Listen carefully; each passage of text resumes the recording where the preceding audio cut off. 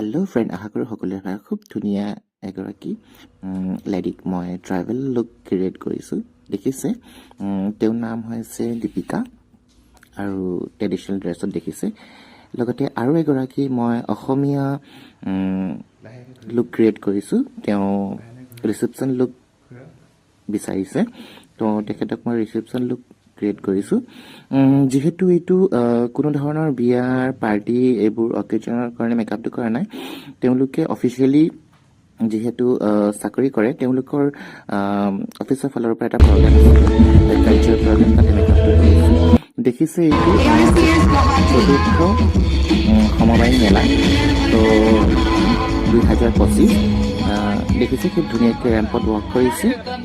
আশা কৰিছোঁ আপোনালোকে সকলোৱে ভাল পাইছে। Thank U.